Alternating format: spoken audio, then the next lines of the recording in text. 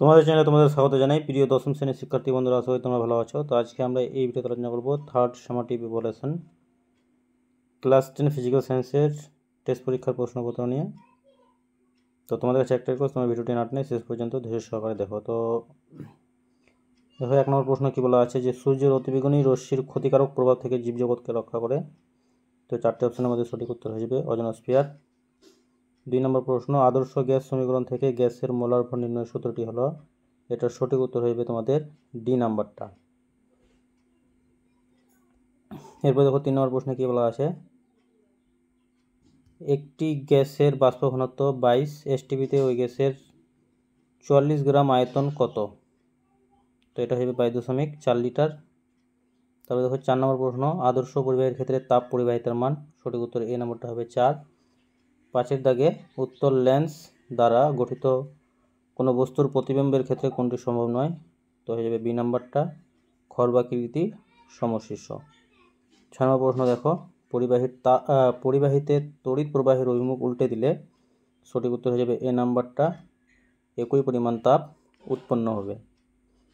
7-এর দাগে দেখো, alpha beta gamma রশ্মির ভেদন ক্ষমতার ক্রম হলো। তো সঠিক উত্তর হয়ে যাবে এ নাম্বারটা। তারপরে দেখো 8 নম্বর প্রশ্ন।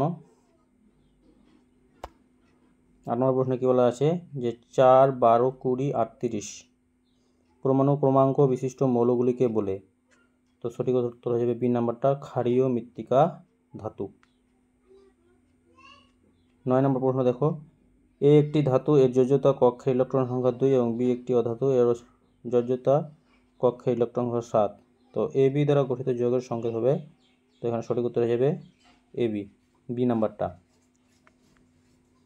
10 নম্বর প্রশ্ন দেখো, লোহার দ্রব্যে নিকেলের প্রলেপ দিতে অ্যানোড রূপে ব্যবহার করব। নিকেল দণ্ড। 11 নম্বর, হাইড্রোজেন সালফাইড গ্যাস শুষ্ক করার জন্য ব্যবহার করা হয়। তো এই প্রশ্নটির উত্তর তোমরা আমাকে কমেন্টের মাধ্যমে জানাবে।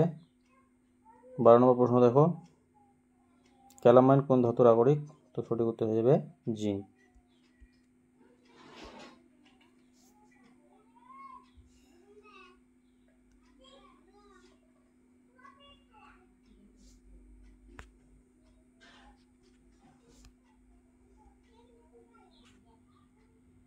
এরপরে দেখো 13 নম্বর প্রশ্নটা আমার মনে হয় ভুল হয়েছে। 14 নম্বর প্রশ্নটা দেখো, সমান্তরাল পৃষ্ঠযুক্ত কাচ ফলকে আপতিত রশ্মি ও নির্গত রশ্মির মধ্যে চ্যুতি কোণ। সঠিক উত্তর সি, 90 ডিগ্রি। 15 ফ্লেমিংয়ের ব্রাহ্মস্ত নিয়মে তর্জনী। সঠিক উত্তর বি, চৌম্বক ক্ষেত্রের দিক নির্দেশ করে। এরপরে শর্ট কোশ্চেনগুলো তোমরা নিজেরাই করে নিও, ঠিক আছে? তো এই প্রশ্নগুলো তোমরা ভিডিওটি পজ করে দেখে নাও। দেখো, স্তম্ভটা মিলানো আছে, তো এর মধ্যে ভুল হলে তোমরা কিন্তু সঠিকটা করে নেবে, ঠিক আছে? আমার মনে হয় সঠিক আছে।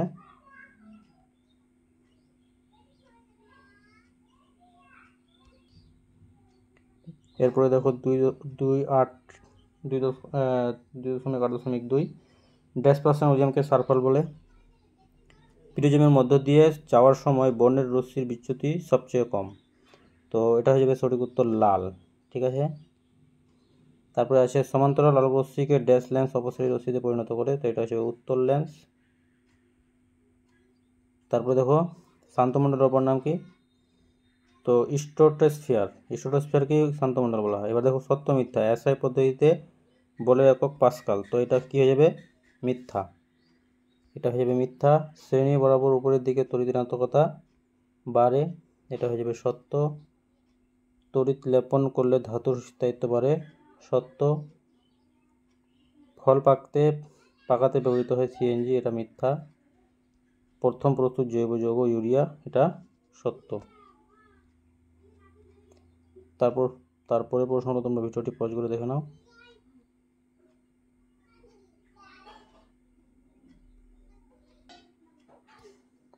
তারপরে প্রশ্নগুলো দেখে নাও, তোমরা ভিডিওটি পজ করে প্রশ্নগুলো দেখে নাও।